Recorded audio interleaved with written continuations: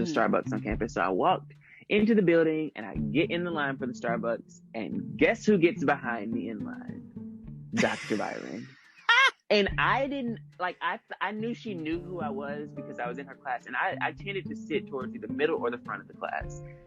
Usually right in between the middle and the front. I like to be up close, but I didn't want to, like, if they spit, I didn't want to be that close. So I just wanted to be close enough where I got my notes, I wasn't distracted, that I wasn't in the back, and so that they knew I was paying attention.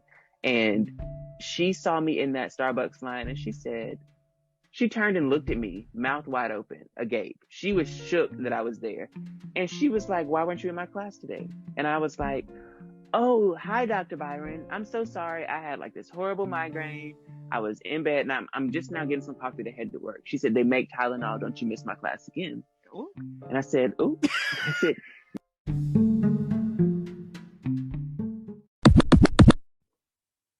welcome back, 5011 fam. It is D and Jay here with a second season of Hot Takes, and this is the 5011 Chronicles. You might ask, what is the 5011 Chronicles? Well, I'm glad you asked. Here we go. If you don't know, we discuss everything from politics to pop culture. We represent 5011 voices. We detail 5011 experiences. We have and continue 5011 conversations. So welcome back to season 2 of the 5011 Chronicles. Oh, it feels so good saying that. Yes, it feels so good saying season 2. So nice. So this is our 3rd episode of the season. How are you feeling so far? Like, I'm living for where this is headed. I mean, the year has been quite interesting nonetheless. There has been some, steady foolishness going on in the world. Some residual 2020 going on. We still in December, an extended December. It really is like an extended. I totally feel that. But this episode, this is going to be a pretty interesting episode. I don't think either of us have talked a ton about this publicly, but I think it's something that really needs to be heard. So both of us actually attended PWIs, and for the sake of this conversation, I'm going to break down 2 acronyms I'll be using kind of often. We'll be using kind of often in this episode. That's PWI and HBCU. A PWI is a predominantly white institution. We're talking about colleges and universities here. And an HBCU is a historically Black college or university. So for the sake of this conversation, we both attended PWIs. I attended Auburn University at Montgomery in Montgomery, Alabama. Yes, and I attended Mississippi State University. So we both had interesting experiences, but this episode is really going to be about, our Black experiences at a PWI. So thank you all so much for tuning in to the 3rd episode of this season. We're looking forward to this conversation. This is the 5011 Chronicles.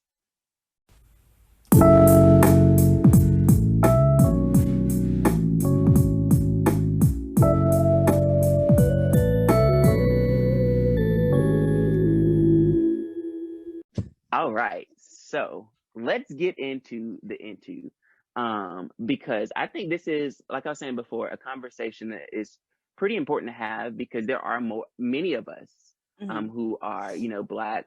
We're talking millennials, we're talking Gen Z, we're talking, others before us who have gone to PWIs and have had experiences that would have been, may possibly been different at an HBCU or might have been the same.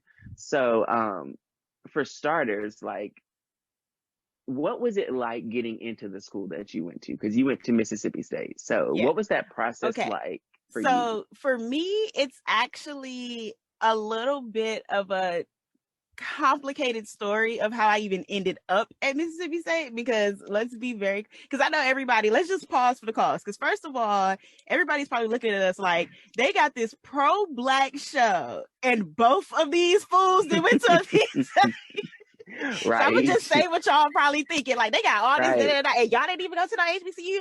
No, we did not. I'm going to tell y'all why I didn't, and I'm going to explain how it happened. So I'm gonna give y'all the quickly abridged version.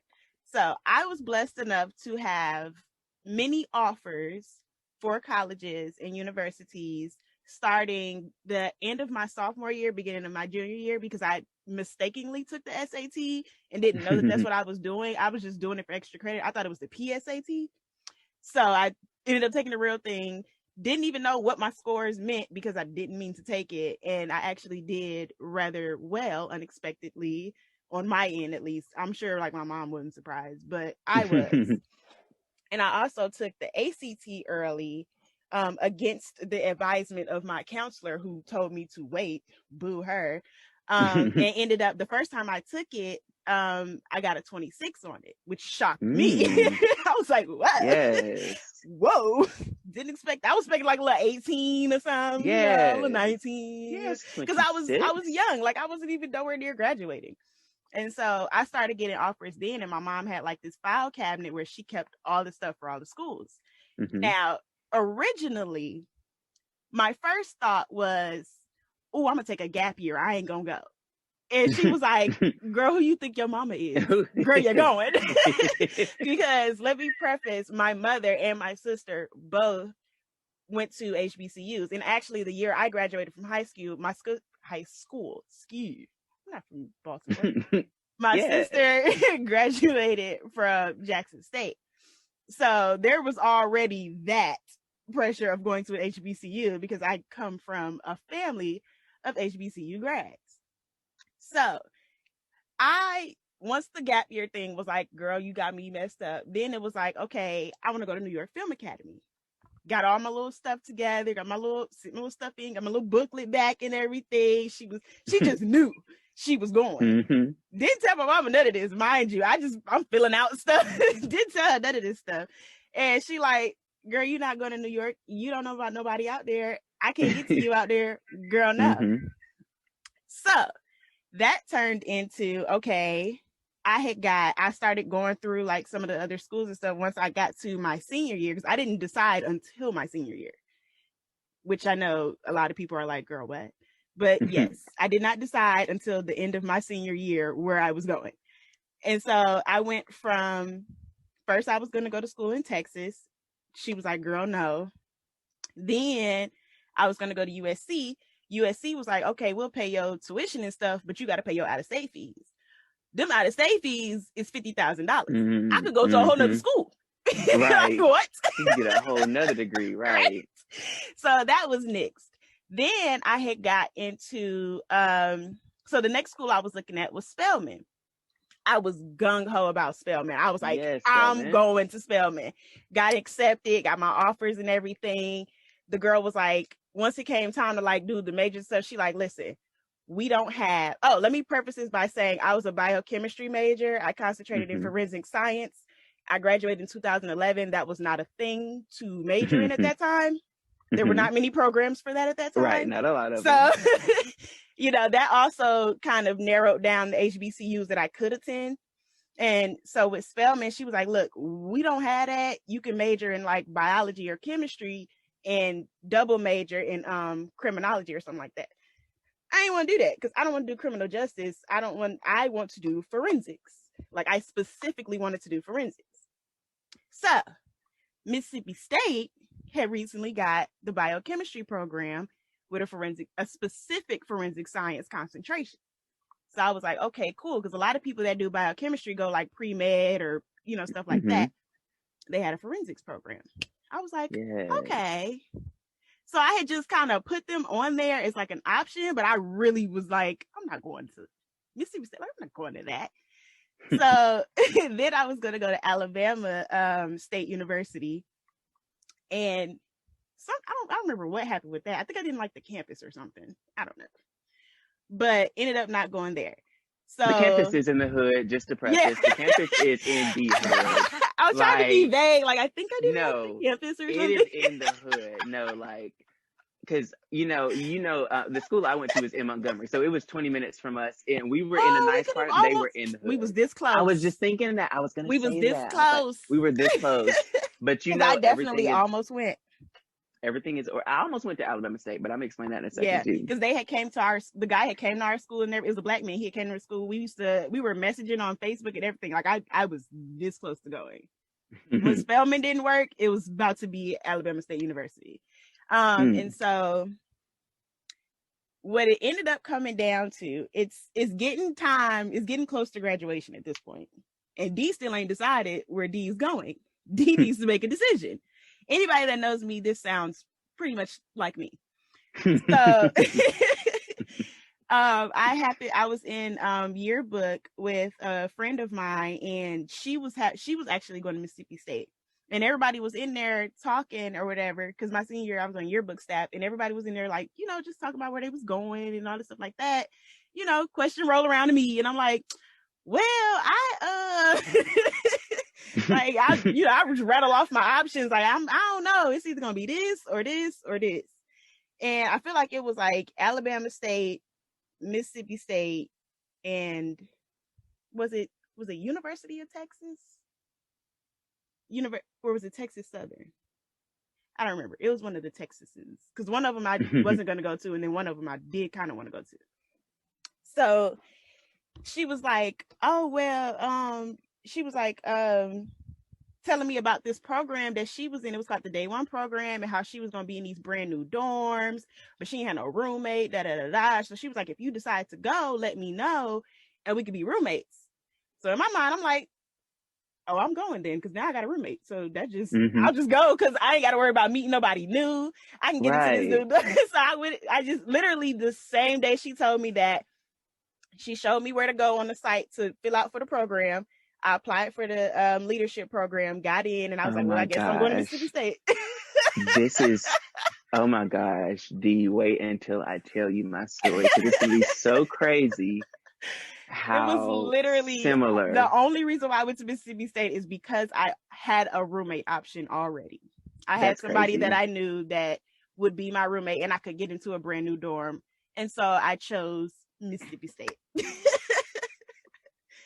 I mean, and the good thing, like the important thing about that, even to understand being Black going into a PWI, is you're already going into this large pond of whiteness, in most cases, like, and to have someone that you already know, like to go in with some sense of security is, to a certain degree, pretty important. Like it's important. Will say too, because at the time that I was going, there were a lot of people from my high school that were also going, because I actually went to high school in Jackson, Mississippi. I don't know if I ever said that on here, but yeah, there were people, because I don't always say everybody know I'm from Milwaukee, but I did go to high school there, and a lot of the people from my high school were going to that school. So it's like I would know people, and that was literally like, I'm gonna know people. I got a roommate.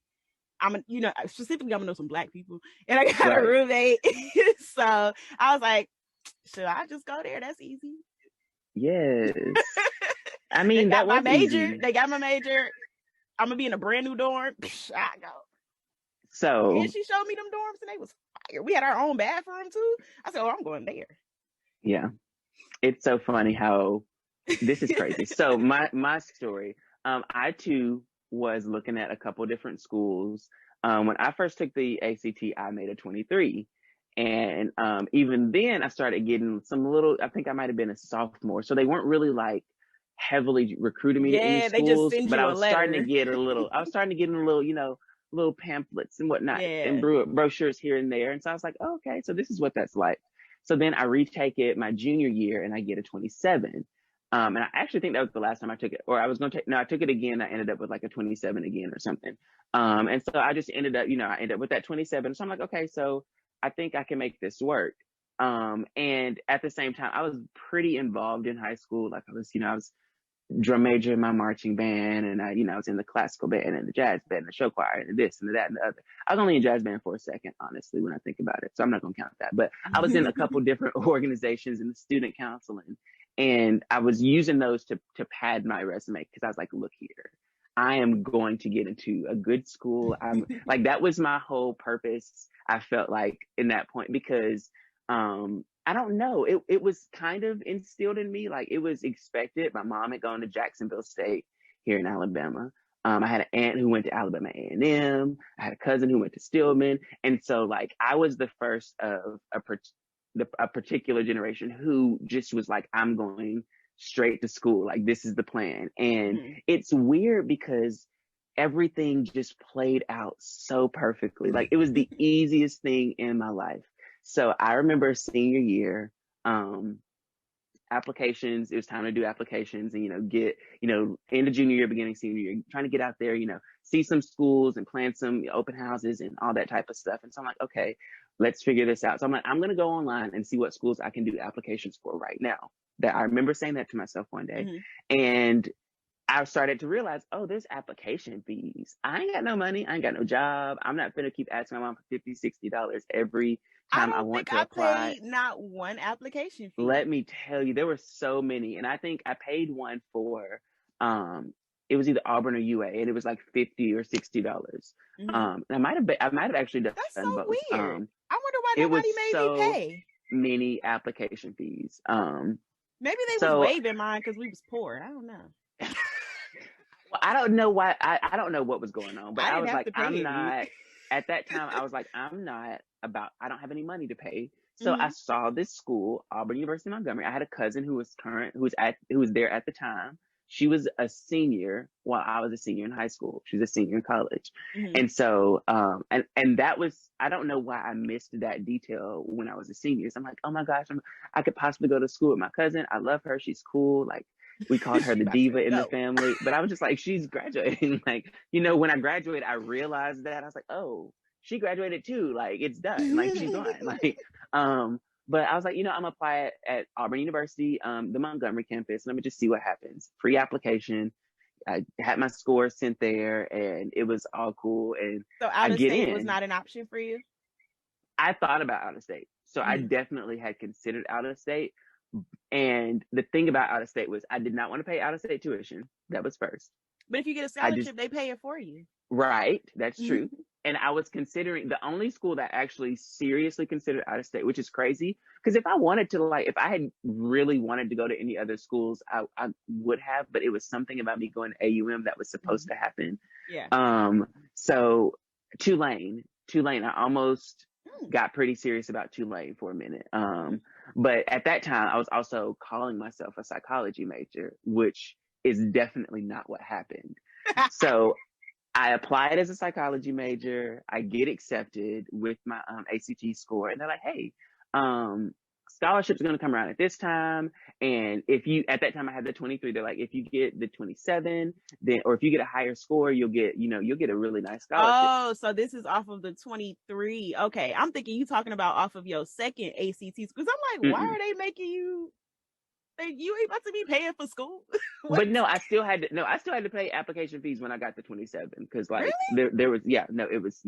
So I didn't apply, but I applied at AUM because it was free. So I got in, and then I started looking into the school and just seeing something. And it wasn't like I wasn't taking it super seriously because I'm over here thinking I'm going to go to Auburn and march in their band. Or I'm going to go to Alabama and march in their band. And I was considering auditioning for the bands. And I was like, ooh, or I might go, Tuskegee route or Alabama State route or A&M route. I was like, because it'd be cool to go to HBCU. And I was thinking about it, but I'm going to tell you why I ended up not going to HBCU. And it had nothing to do with it being an HBCU. It ended up being, one, AUM was actually the perfect school for me. And two, both of the schools I applied to, and it's so crazy how this worked. Both of the schools I applied to, because I know I paid an application fee for Alabama A&M. It might have been like $25. And I applied to Alabama State. Both of them did not send me my acceptance packet or anything until like the week or two before my graduation. It was weird because I had applied for them way before. Yeah, your whole process is so different from mine. I was like, I don't know why I haven't heard back from them. I don't know what's going on. So I didn't hear anything back from them for the longest. And it wasn't until like the month before I graduated. Like it was late April or mid-April. I get like, oh, these are the scholarships you qualify for, and this is what. And I was like, I'm already committed to this other school, but let me explain how I ended up committing to AUM. So I do the application. I already said that like 4 times. But the admissions, I had an admissions counselor, and she was the sweetest woman. I mean, the sweetest. Her name was Emily, and she was just so sweet. And she would call me and just like check in, and she's like, how are things going? Well, there's like some cool things that you should know about. And she was telling me about this program called Learning Comes First, and it was a freshman forum. And she's like, it's such a cool program. You get, if you apply and you get in, you can maybe be a leader, and like leaders, they get a part of like their housing paid for it, and you get in like the newest dorm, and you have like your own suite. It's suite style living, and all of y'all live on the same floor, and y'all meet before classes start, so you have friends when you start school, and it's like they give you a laptop. It's the best of the best. She's like, you should totally apply for it. She's like, I'll even put in a good word for you. So I'm like, okay, cool. I apply for it. She puts in a good word, and then they tell me to apply for a leader. So I was like, I apply for the leader, and I get it, and it comes with a scholarship. So I'm like, ooh, that's cool. We did the same thing, basically. Look, that's why I'm like, it's so crazy that you did that. So then she calls me and she's like, okay, Jay, so we got your scholarship stuff. And it looks like, no, she sent me a letter. It was a letter. I got a letter, and I was awarded like the next to highest scholarship, full tuition paid. I would only have to pay my housing and my meal plan. And my meal plan ended up getting paid by something else, but like, I think by the little program I was in. So it was so crazy. So I'm like, oh my gosh, I really think this might be the school. And I was like really bummed because there was no like band program. There was no like, none of what I wanted, no music program for real. So I'm like, oh, they had a great theater program, which fun fact, Octavia Spencer went to AUM. Yes. So, yes, she ended up graduating from Auburn, but she went to AUM. I just want to, say that she was at our theater first. But I ended up scheduling this tour day with my mom, and I was like, hey mom, it's going to be on like the Saturday. It's this whole day thing. We can like drive down. It's like lunch is there, and we can just do a whole day thing and see if we like the school. And she's like, yeah, let's do it. So we had a Saturday planned, and we went, and they gave us a tour of the campus. I got to meet Emily. She was amazing. I mean, just really like, she was radiating light. Like now as an empath and intuitive, I can recognize that this was like, she was such a pure soul, just like absolute beautiful, like just such a sweet woman. And she actually, I'll continue the story because it gets better, but okay. So we ended up taking the tour, and at one point they split us off, and parents go one way and do like this little seminar thing, and they take the students another way and they do this little activity with us. And then they bring us back for lunch, and the finalizing, like talking about financial aid. And I think my mom had to put some money down for maybe the dorm or something. I don't know. It was something like that. Like if you want to, you can go ahead and put. So different from mine. It was so easy. So we meet back. We're about to have lunch, and I was like, and it was crazy. I mean, it's so crazy because we both still remember this story like verbatim. I look at it and I was like, Mom, you know what? And she's like, what? I was like, I really think this is my school. And she was like, I do too. She's like, this might be my school too. She was like, yeah, I do too. She was like, it's just something about it. So to describe the university, it is a smaller university. It's not a huge school, but it's on several acres of land, and it's all in one place, like in the middle of Montgomery. And not the middle, but just in this really nice part of Montgomery, and it's just all in one place. And even like we could walk the whole campus and not be out in the public. Like it was great. And so I end up deciding to go to AUM, and I remember it being so special because I knew there was like this scholarship day coming on at the campus, and I didn't know if anybody was coming from AUM to like present me an award. So I was like, all of my classmates are gonna be getting all these like big scholarships and all these things that they've achieved, and I'm gonna be like one of the few little black specks on this stage, and I'm not gonna have anything to show for it. And I was just like I was beating myself up, and I felt like there was all this pressure on me to like be amazing. And it was crazy because I ended up winning like 5 awards, senior awards that day. And I got like the Spanish award, and I got like a musical award and the chorus award. And it was like crazy. I was getting all these awards. And then when it was time to present the scholarships, I don't know if she planned this to be dramatic or what, but Emily was not on stage at first with the other scholarship givers. I guess that's what you was standing up there sick. So I'm just like, so nobody's going to be here. But then I just remember at one point looking up, and she was there, and then she came and presented me my scholarship, and she hugged me on that stage, and she's like, I'm so proud of you. And she's like, Jay, she just like kind of bragged a little, like, Jay's going to be in this program, and he was accepted on this scholarship, and blah, blah, blah, blah, blah. So it was great. And then one final reason why I ended up picking the school was in the middle of the year. Were you in like FBLA or anything in school? In what? Future Business Leaders of America, FBLA. Child, the school I went to didn't have that. You just heard me say I went to school in Jackson, Mississippi. They ain't had it. I mean, I went to school in Phillips College. I was Alabama, in the band, and I was in the APAC theater program. That's what I was in yearbook staff. Okay. Well, we had a chapter of FBLA, and my senior year I ended up competing. They do these competitions where there's like 3 levels of competition. There's like a school level where you compete on all these different categories. There's like maybe 30 or 40 categories, and you compete. And if you do well enough, you get to go to the next round, which is like for the district or something. And then you compete again, or first I think it's district, then it's like the state. And first you compete against just a couple other schools like in your county, then you compete against some schools in the state. And I ended up making it in, I think it was in business communications. That was the competition I was doing. So it was like grammar and sentence structure and letters and all that crap, just business protocol. And I ended up making it to the state competition. And I ended up placing first in the state competition. And while I was there was a recruiter from AUM. And remember, I said I was a psychology major. I declared psychology. It was on the papers. It was everywhere. Everybody knew Jay was going to be going in psychology. And when we get to the FBLA conference, there was an AUM stand, and there was this white man who just looked like he was almost out of a movie. Like he was some just real kind of country about him, but it was like a suave country, and he was just like real loud. I just remember him being loud. And this man is Jeff Bates. I mean, he's he ends up being one of my professors later on, but he was the recruiter for the College of Business for AUM. And I was walking past, and I was like, hey. And he was like, hey. And he's like, you ever heard about our school? I was like, yeah, actually, I got accepted. I decided I think I'm going to be going in the fall to this school. And he was like, oh, really? He's like, yeah, what are you majoring in? I'm like, I'm majoring in psychology. He's like, well, why are you here at the business event if you majored in psychology? I was like, oh, well, I just did this competition in business communications, and, I just did pretty good at it. And so we're going to see what happens. And he was like, okay, well, here's my card, and take this little pamphlet. He's like, the school is great. I wish you were a business student. I teach this class. It's amazing. You get to like do such and such, and you end up being on the face of the next year's book, and it's really cool. And I was like, oh, okay, I'll keep that in mind. He was like, yeah. So I end up winning first, and it was so dramatic. It felt so dramatic to win because I was in this ill-fitting suit, not matching the season whatsoever.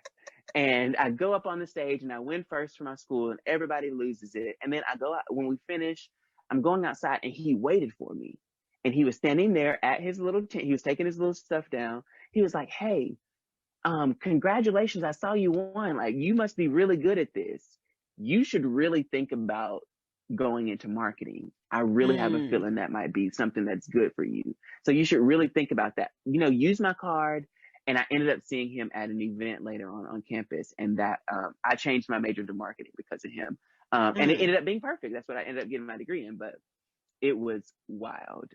It was just so easy. Like everything just played out. And even my mom would say, like, she told me she was proud of me. She was like, because like people would ask her like what I was thinking about school and what I was doing. And she's like, I don't know. He's doing it all. Like he's just doing it. He's doing it. She's like, I'm not having to do anything. He tells me when he needs money for an application, but he's doing everything. And when AUM worked out, she was like, I can't take any credit for this. This was all you and God. And I was like, yeah. So yeah, my mom, I didn't really include I would literally come to my mama when I had a new idea. Okay, so this is what I'm gonna do. And if it got shot down, it's like, all right, back to the drawing board. We got right. Oh, and I did forget to say, I also almost went to Ole Miss because my senior year I was in the pharmacy program, and I actually got a pharmacy certification through them, and I had got offered a scholarship to do their pharmacy program, but I'm like, that's boring. I'm not doing that. A mess. That is boring. It's funny how things play out, though. It really is, because I just feel like we were and the theater program at Mississippi State. Y'all need to get it together. I just want to say that because I did minor in that, and y'all need to get it together. That's all I'm gonna say about that. But I did like my acting class. My acting teacher, she was dope. Super dope. We're gonna take a super quick break. Before you say that, go ahead. And to the band thing. So the crazy thing is, I didn't want to do band in college. So, because I was in a drum line in high school, and we were a swap style band. So literally, if I had did band, like literally my only options that I would have chose from was HBCU. But I didn't want to do band because I didn't want band to consume my life the way it did in high school. Like band was basically my life in high school, like football season, and then right after football season, you got competition season, and then you get that break. But that break was when I would be production season in theater. So literally band consumed, and then once that happens, like towards the end of the year, the drumline, we start practice before school's even out for the next season. So it's like I didn't want to be in college and not being able to do nothing because I got band practice all the time. Because the drum line is always there the longest. We there for everybody, and we there after everybody. This is true.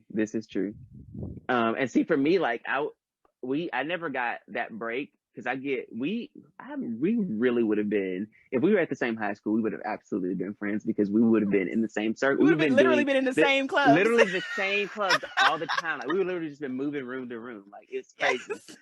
Because when it wasn't marching season, like you said, when we weren't marching on the field, might have been preparing for competition. And then with us, when we swapped to the next semester, it was symphonic band season. So I was doing symphonic, I was doing show choir performances, and we were doing theater. So all three of those things were going on at the same time, and it was never like a break. Season, for the drumline concert season, because you play saxophone, so this is a little bit different for you. But for the drumline concert season, saxophone. I mean, what did you play? Trumpet? What'd you play? I did not clarinet. What'd you play? No clarinet, trombone. Not tuba either. It was one of them. What brass instrument? The sliding, the trombone. You play saxophone. I don't either. I wanted to play saxophone and I wanted to play trumpet, but I ended up all around the trombone section. I cannot picture you with no trombone, Jay. Yes, I was killing it too. What you do with that trombone? That trombone taller than you. It was. We were literally almost the same height. Because I told high you school, for 4 years. I'm sure I bet you you had your growth spurt, but I know. Yes. I was 4'11" for 4 years. No lie. It was like what was it, 6th or 7th grade to like 9th grade, 10th grade. I was 4'11". It was ridiculous. It was that big old trombone, and that case ain't little. That at case all. ain't little at all. But I mean, once I grew into it. It was ish, because I was over 5 feet by the time I graduated. I was like maybe 5'4", maybe 5'5" when I graduated, and I'm 5'7" now, which is what's crazy. That's what's crazy. Because I had a growth spurt in college. I did too, which is even crazier because I'm shorter than you. So it's sad. It's really sad. It's weird though. That's what I'm like. I was just really confused by the fact, because I just remember coming home one time and my mom being like, "Are you taller?" And I was like, "I don't know. Maybe." Am I? I was like, "Am I taller?" And she's like, "I just feel like you're taller than me," because I was 5'5". When I went, my mom is definitely not 5'6". She thought she was 5'6" for the longest, and she was like 5'4". But she thought she was 5'6" for the longest. I'm not even 5'4". And they were like, "You've never been 5'6". But she was like, "I think you're tall," and I was like, "I think I am too." You say so. That's great. But I don't know why I thought you played saxophone this whole time. I'm a terrible best friend. I just knew. No, I mean, I just knew. I knew it was gold. They rhyme. It was a brass instrument. I knew that. Look, yeah. Well, saxophone's not a brass. What is that's a woodwind? It is. It's a woodwind because it's got the reed. Yeah, it got the reed. I always remember because our saxophone player, they be breaking their reeds. But yes, so we're gonna take a super quick break, and then we're gonna come back and we're gonna talk about the actual experience, because we talked about getting into it, which is like cute or whatever. But we're gonna get into like the right after this break. So we'll see you on the other side.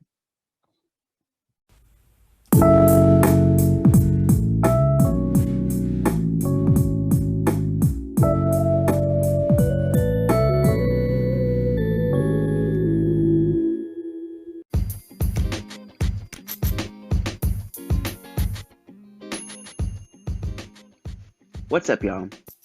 Before we continue, I gotta tell y'all about Anchor. It's the easiest way to make a podcast. Let me explain. It's free. The creation tools allow you to record and edit your podcast right from your phone or computer. Anchor also distributes your podcast for you.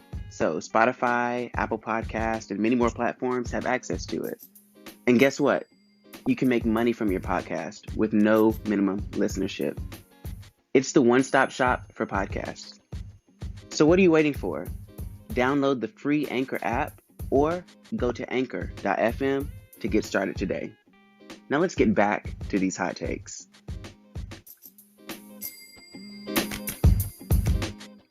Okay, so welcome back. So we've been talking about how we got into our schools. I went to AUM, Dee went to Mississippi State, and again, those are PWIs, predominantly white institutions, and being Black at a PWI is a unique experience. Like, it's something that I think is individual because each of us have different experiences, even on the same campus to a certain degree. But it's also something that I think we can relate to because many of us who are Black, who have been to PWIs, have some type of crossroads or some type of intersectionality in our experiences. So I don't know how you want to get into this, but what would you say? Or I actually had a question. I guess this could be the kickoff. So in what ways did college or your college experience make you aware of your Blackness in difference to like the larger population? So for me, it was a combination of things because it was not only because in that moment, I'm still adjusting to the South. When I was in Jackson, the high school that I went to was like 98% Black. Like, I can name you the white people. I can name them, all of them, the whole 4 years I was there. So like, for me, it was kind of like going from Milwaukee, I was going to these diverse schools where I was going with I went to like a global education school and an art school, and then going to a predominantly Black school, and then transitioning to a PWI, and then it's like in this little small town, because I thought Jackson was small until I ended up going to Mississippi State, and Mississippi State, like Starkville, is a college town, so literally the entire town revolves around the school. The school takes up, because it's a huge campus too. So for me, it was like such a freaking culture shock. I remember the first day I got there, literally, I'm coming in to move into my dorm. I get on the elevator. It's me, my mama, and some white people, and they just start talking to me, and I'm just like, can we get to our floor now? Because this is awkward. Like, can we go? Like, why are you asking me all these questions? I don't know you. Why are you all in my business? It was just weird for me. And then it's like the dorm that I was, so the side that I was on, like the side of campus that I stayed on, was predominantly Black. But because my dorm was the day where all the day one leadership students stayed, it was a predominantly white dorm. So, and it was a brand new dorm. It was built like the year before I got there, I think, or 2 years before I got there. So the kids with coin was also staying there, because their parents could afford to pay for it. So, and we were on the side where like the other two freshman dorms run down like a typical Black side of the dorms be looking. Right. So for me, it was very much like, it wasn't really fish out of water to me because I went to diverse schools. I was used to kind of being around white people. It wasn't super like, oh my God, this is so weird. It was just, I don't know. It was because it's more like adjusting to Southern white people for me. That was my. So I guess that might be the question, is what was that like? For me, like, for one, I became very, very aware that my dark skin was not the tea. And ironically, it wasn't necessarily from the white people that I figured this out from. But that's where I discovered colorism. Because I knew about racism, and I knew like, oh, I'm Black, that's not okay. But I didn't know, oh girl, you dark too, that's also not the tea. So that was like a whole thing for me to adjust to and try to, because it didn't make sense to me, because nobody ever made fun of me because of my skin tone, because it just was never a thing. And so, which I guess is a blessing for me actually. And then two, Right. it was like up north, it's not overt out there racist. Like the white people not gonna really try it like that, because they know these, everybody that went to the north was going to the north back then, because they like, we not with all of that. So they know if we are racist, we got to keep that all the way up under wraps. Right. Not down here. No, not in Mississippi, not in a small predominantly white town, especially not in Mississippi. Yeah. So it was very much like, and then on top of that, being one of the only Black people in a forensic science person and the only Black girl in my forensic science class, it was just, I don't know, it was like I became very, very aware of myself in not a positive way though. Like I always, because it's like you feel like you're sticking out, so you feel like everybody's looking at you, because you notice that you're different from everybody else. So it's like, if I notice it, I know they notice it. And then it's like, okay, so what are they thinking? Because I know their ancestors don't like me, and I know some of the people that raised them don't like me. Okay, so I know there's a possibility, a strong possibility, that you don't like me either. Yes. You know what I'm saying? And it's like, I felt that added pressure of like, okay, I need to be smarter than everybody in here, because I'm the only Black person in here. Right. You can't be the Black person and the dumb person at the same time. Like, that's just not the tea. Period. Point at all. So it's like I felt a lot of pressure. Yes. Very much like a fish out of water when I went to class. I'll say that, when I went to class. Because obviously when I wasn't in class, I was hanging out with my people.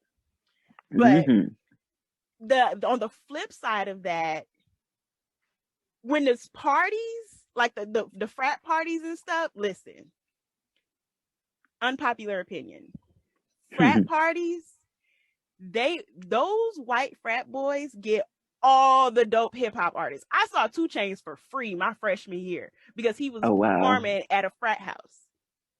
Because they got the money to do it. They got the money. Yeah, they got the money. They got the money to do it. Their parties, let me tell you something.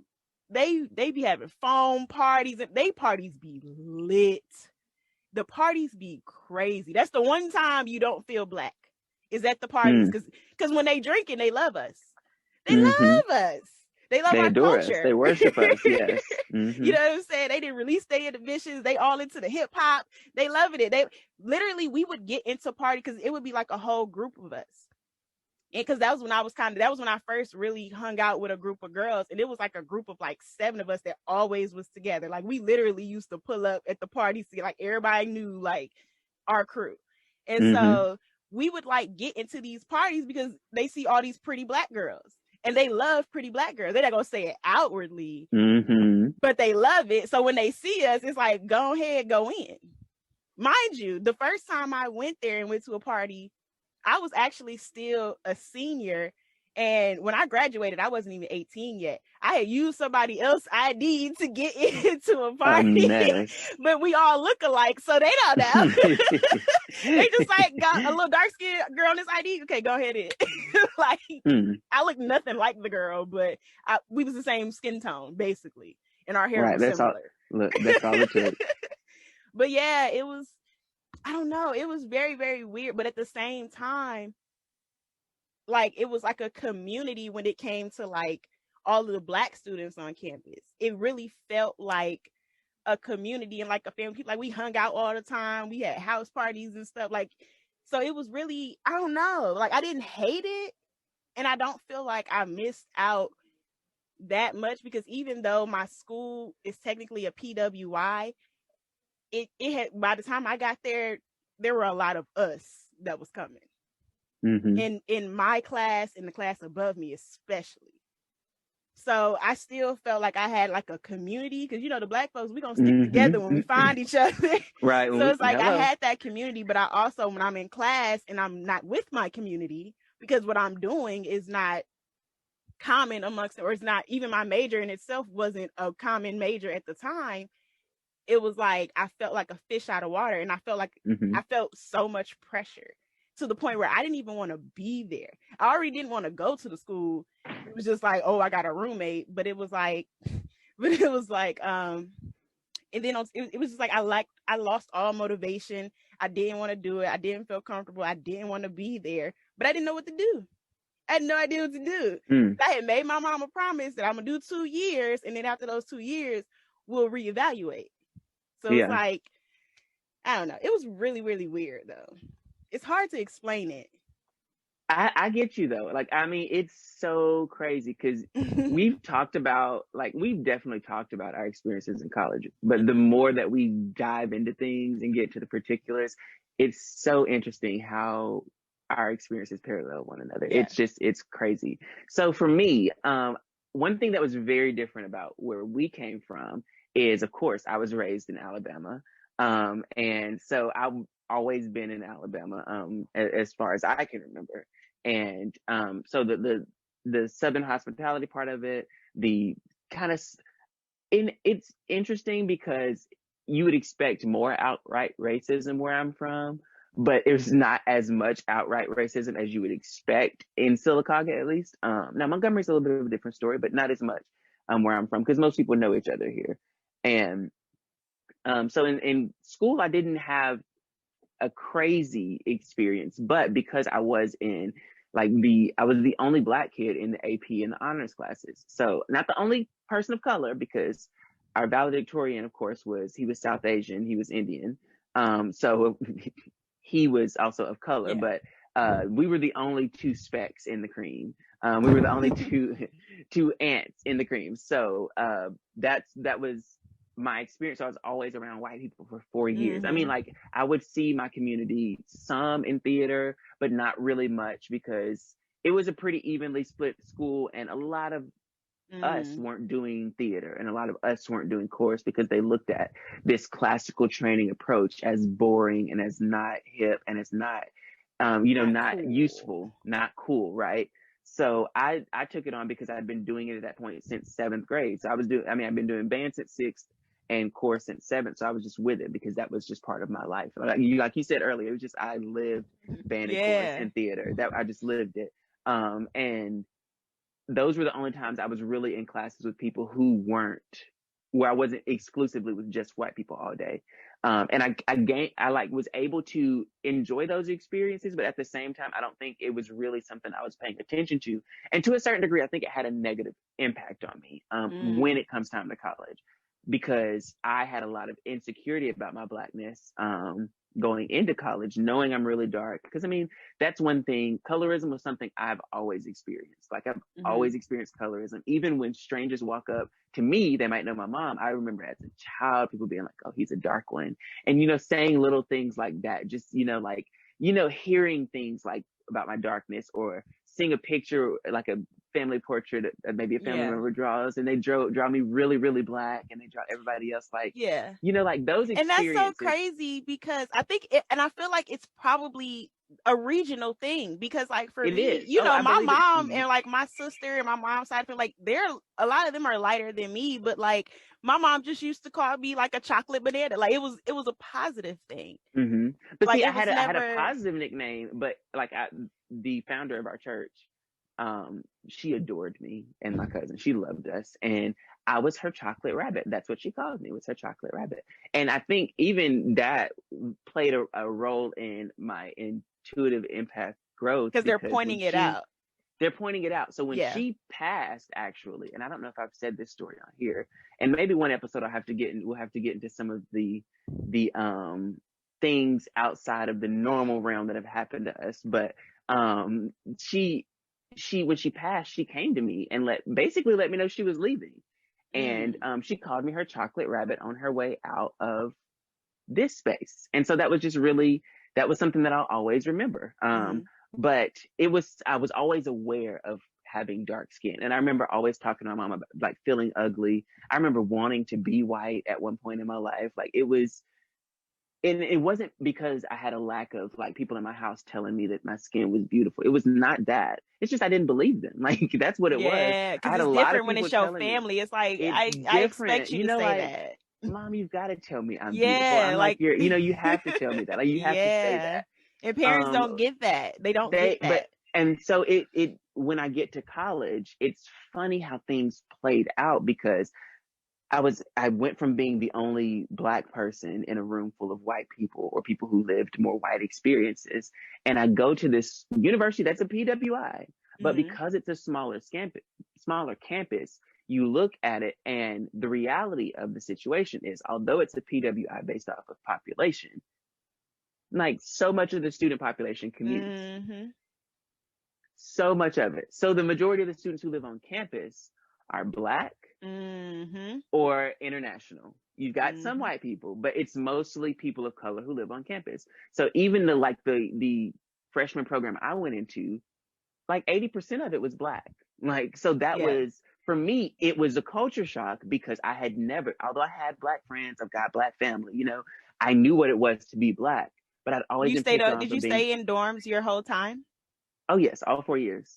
Oh. And it's interesting how that played out. I lived in every part of campus, just about, that was on campus.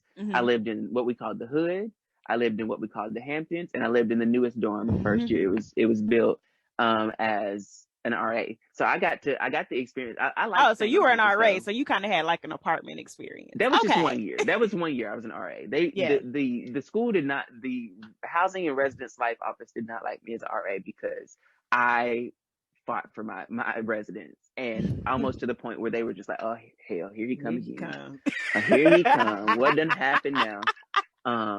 What happened? We need to get this fixed. Like, I just be going off. But oh crap, where was I? So I'm living on this campus now, and I'm making all these friends who are Black, and I start surrounding myself with beautiful Black people, and colorism played a role in it, but not the role I guess I expected it to play. I expected to be kind of ostracized or picked on because I was so dark skinned, but it ended up being this thing that I was always like, I started getting complimented on by strangers and people, because your skin is gorgeous, and that's why I fell in love with my skin. Like, I fell in love with my skin. Like, I wish I was that chocolate. Oh, stop. No, I'm dead. I'm not even just saying, like, I'm dead serious. Like, but your skin is gorgeous. I loved my band. Like, when I would be in bed, I used to love my band tan. Like, because if you see my pictures, let me say that before we get famous and they try to say I bleached my skin. If you see my pictures from high school, it was band season. Everybody in band season gonna be real, real dark. Okay, all the band kids gonna be real, real dark, because we was outside all summer. We're always come on now, and I used to hate that. I used to, like, I'd be freaked out about when marching season came. I'd always be trying to figure out a way to make sure my complexion was even, because I'd be like, I just can't get too Black. So I'd be like running in the shade. It was ridiculous.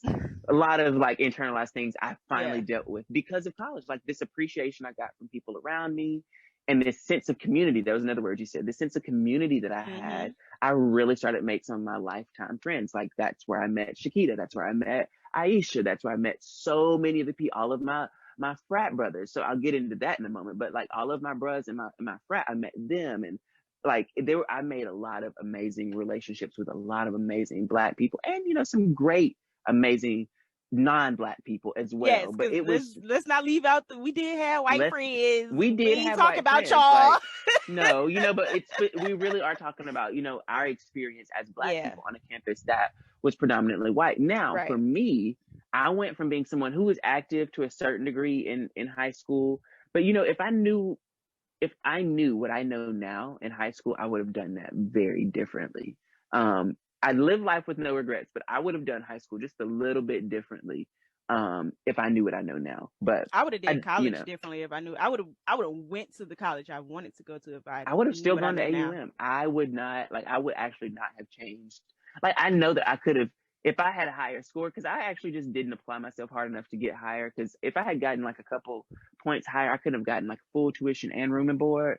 And that's what I was pushing for when I took it again. But I don't know. It, like, knowing what I know now, I would have still gone to AUM. There's not much I would have done different. There are a couple things I would have, tweaked just a tad. But see, yours was more of like a divine, like, even you and your mom, y'all felt it. I was just like, you'll be my roommate. Oh, we can get in a new dorm. Okay, cool. But I see guess I'll that, go there. but see the thing about it, the beauty about that, D, is you got to recognize that as divine too. That was But divine I because mean, you were at a crossroads trying to figure out your decision. well, that's the thing. Like I knew, and this is no shade because me and my mama we done had this conversation. So, girl, mentally prepare yourself because I'm about to go ahead and get into it. But for me, I knew what I wanted to do. Right. I always knew what I wanted to do since I was a kid, always.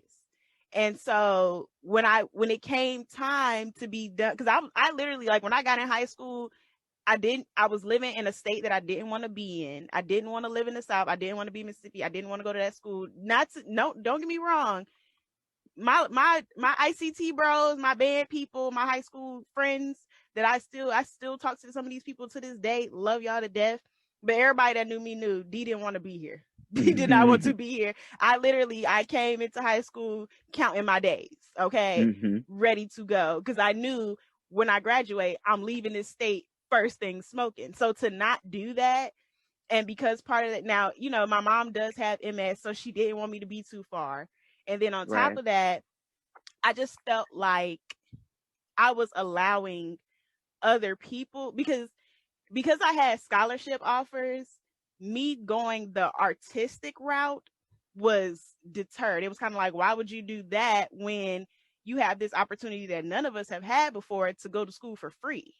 You know what I'm saying? And it was kind of like you squandering this opportunity. And I felt like it would be a slap in the face. So I'm like, dang, now I gotta go.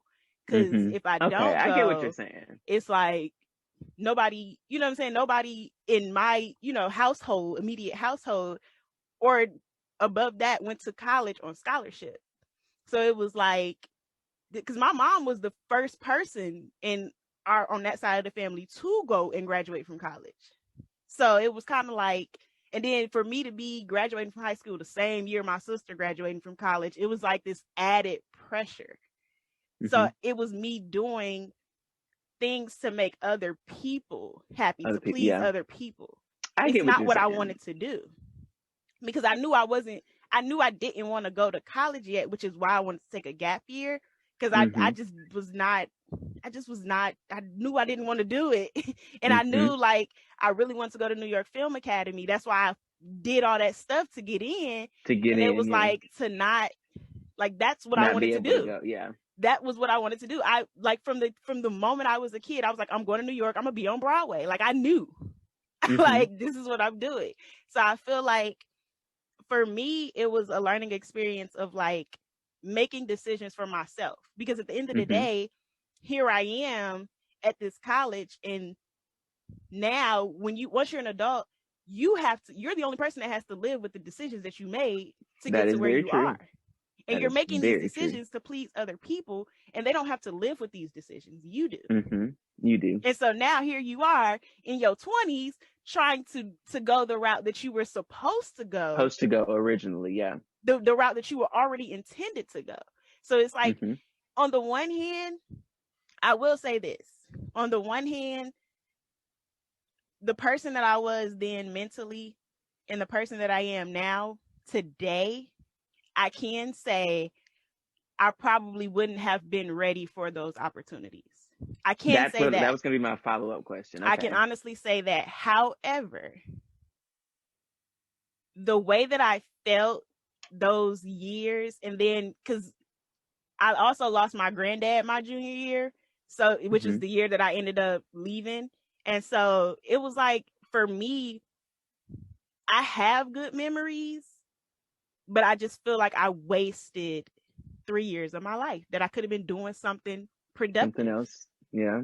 At the least productive. But what I was thinking the whole time you were saying that, and like I guess really expressing your side of that, is there's still I feel like there was still a certain level of divinity to it, because I don't know. I believe to a certain degree, or I do believe in predestination, and I do believe in free will. I believe that things that are predestined can be changed because we do things differently. And I was just listening to a book where they broke that down.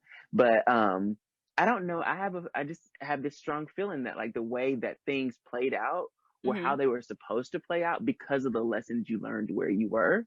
The lessons from college haven't fully hit me. I haven't received those yet, but I will say, look, I haven't received that yet. But I will say this. I will say my best friend Kelsey that I met my freshman year, I actually met her because all of the girls that I met, I'll say that all of the girls that I met, because through my roommate, I met an amazing group of girls that I ended up becoming really, really close with. I didn't exactly fit in, but some of them accepted me for who I was. I, had amazing best friend Brooke, who we ended up getting an apartment together, and I met my other best friend at the time, Kayla, and her sister. We were super dope. I love them to death still to this day. Kelsey was the one that really opened me up to like friendships with women, because before, even the girls that I were cool with, they were usually a part of a program that I was in. So it was like, I met you through this, but if I didn't know you through this, I probably wouldn't say nothing to you, because I was not a girl's girl back then. I just wasn't. And I wasn't comfortable I just wasn't comfortable around girls like that. And a lot of times they didn't like me for stupid reasons. So it just was a lot. But going there, I did kind of learn a little bit how to be a girl's girl, only because I still didn't exactly fit, because I was not from where they was from. It was regional differences in how we handle things and how we communicate about things. I'm not a Southern hospitality girl. You knew this. You're not, yeah. So when you're not that girl, it's hard to fit in with the Southern belles, because I'm not that girl. Yes, you're not. Like, no. In fact, you and the Southern belles in most cases don't really mesh, because I'm thinking of one. Yeah. I'm very outspoken, very blunt. Don't get me wrong, I'm not like a malicious or mean person. No, by no means. At the time too, I didn't have much of a filter. I say how I feel.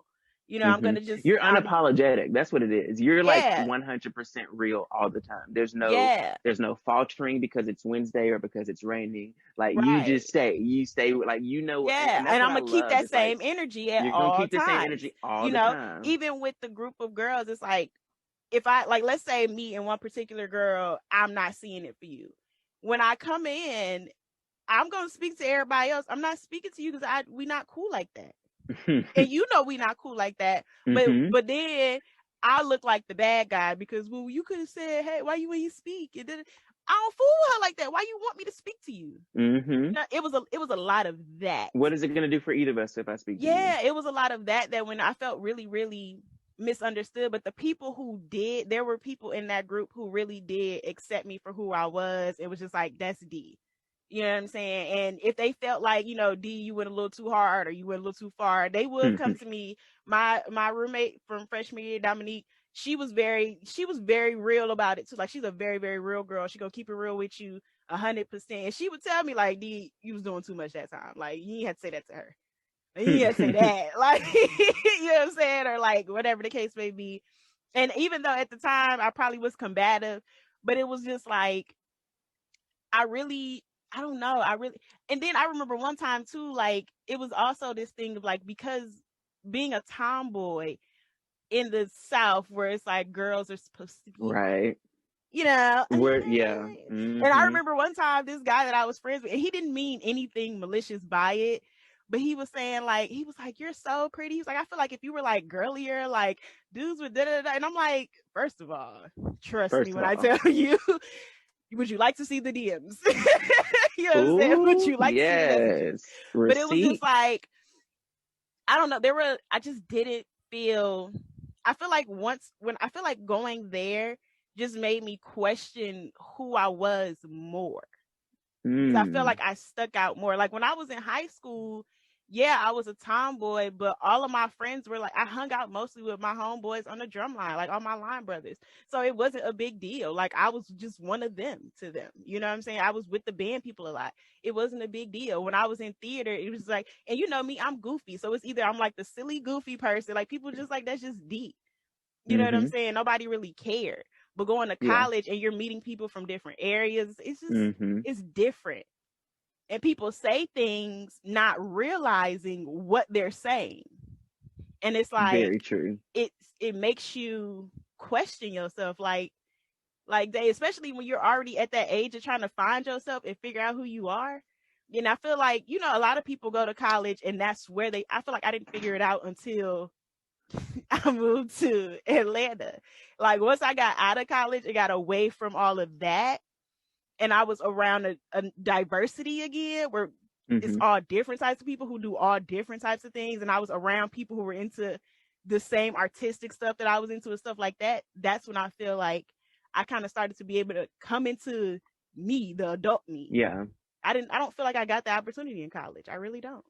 And I think that's what's so crazy, because for me, college was that. Like I got to find, and that's what I it got is to for find most myself. people. Yeah, I got to find myself in college. Like I had to defend myself in college. I had to defend my personality in college. Like for real.